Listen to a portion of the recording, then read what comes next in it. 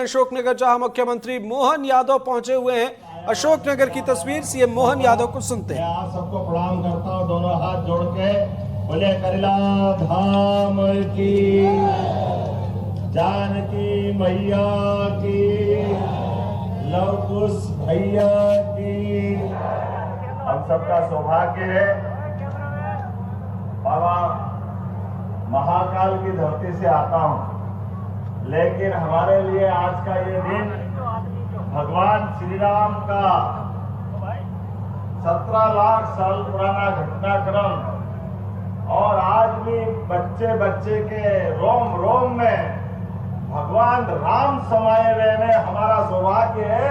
बोले प्रभु श्री रामचंद्र महाराज की, जिनका पूरा जीवन एक एक कदम समाज, देश, राष्ट्र सबकी बेहतरी के लिए, और क्या भाग्य पाया भगवान श्री राम ने।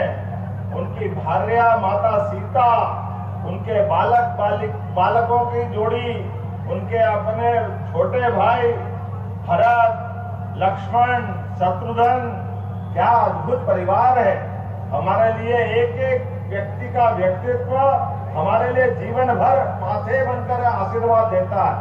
आज मंच पर मौजूद अशोकनगर के प्रभारी मंत्री, हमारे सुयोग के मंत्री राकेश शुक्ला जी, हमारे यहाँ के विधायक मुंगावली के माननीय ब्रजेश सिंह यादव जी, यहाँ के जिला पंचायत के अध्यक्ष राव अजय प्रताप सिंह जी, बीना की पास की विधायक निर्मला सप्रे जी, यहाँ ट्रस्ट के अध्यक्ष महेंद्र सिंह जी, हमारे जिले के अध्यक्ष माननीय आलोक तिवारी जी, और इस मंच पर बैठे सभी वरिष्ठ नेतागण और आप सब।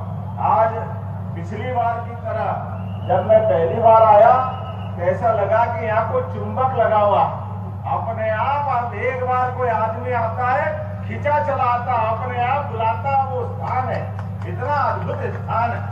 अभी मुझे बताया गया कि ये राय नृत्य की बात कर रहे हैं, मैं थोड़ा सा संशोधन करना चाहूंगा। अरे राय नृत्य तो हो सकता है, नाम हमने बाद में आधा कर लिया। जब भगवान श्री राम के घर में लव कुश पैदा हुए होंगे तो रघुराय नृत्य हुआ होगा ना, भगवान राम के नाम पर, उनके नाम पे समर्पित ये भावना का नृत्य है, ये भाव का नृत्य है। और हम सब देखते हैं क्या भगवान श्री राम, क्या भगवान श्री कृष्ण, दोनों के बीच 17 लाख साल का अंतर है, लेकिन दोनों ने इस देश के अंदर अपने जीवन से सच्चे अर्थों में मानवता को पुनर्स्थापित करने का काम किया है।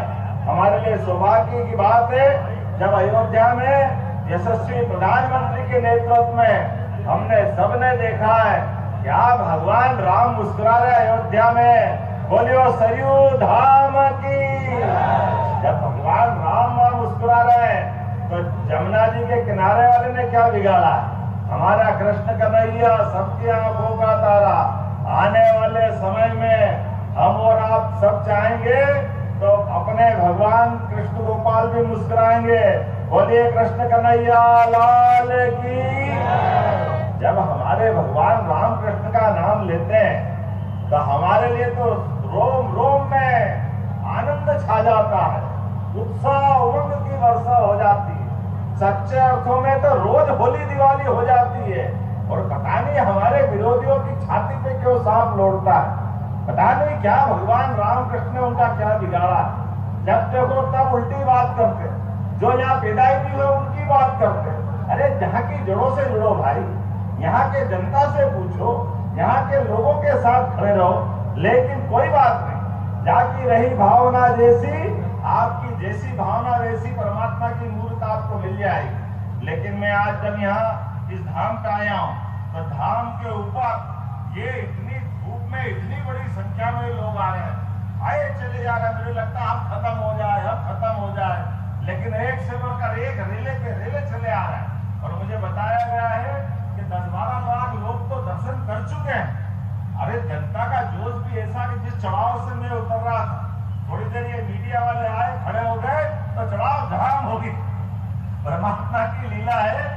लेकिन मैं मान के चलता हूँ कि ये जो उत्साह उमंग के साथ धार्मिक भावना है, जोश के साथ होश भी जरूरी है। तो आने वाले समय में हमारे इस धाम के अंदर आने जाने के मार्ग पे छाया की व्यवस्था करने का काम हमारी सरकार के द्वारा किया जाएगा, ताकि इस कैंपस के अंदर विकास के मामले में जो हमारी जरूरतें हैं, न्यूनतम जरूरतें हैं, उनको भी पूरा करने का काम किया जाएगा।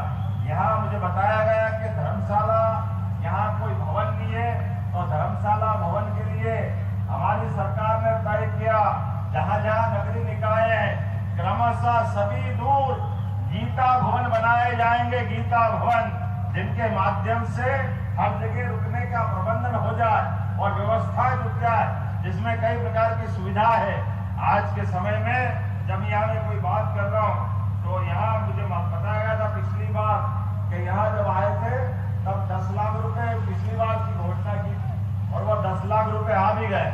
हमने कहा 10 जरा कम है, अगली बार 1 करोड़ रुपया भेजेंगे आपके पास, 1 करोड़ रुपया व्यवस्थाओं के प्रबंधन के लिए, जिसके माध्यम से जो आप प्रबंधन कर सकते। हमारे सारे प्रबंधन में मेला ऐसा होना चाहिए कि हाँ लगेगा कि यह करीला धाम का मेला, ये व्यवस्था ऐसी होना चाहिए। और इसके बाद भी हमारी सरकार भगवान श्री राम के जहाँ जहाँ चरण पड़े महा लोक बनाने वाली है। मुझे बताया आलोक तिवारी जी ने कि हमारा ये शिशुपाल का भवन है अंधेरी वाला, शिशुपाल गढ़ी, तो भगवान कृष्ण ने उनका अपने बुआ जी का स्थान है, उससे भी संबंध आता है।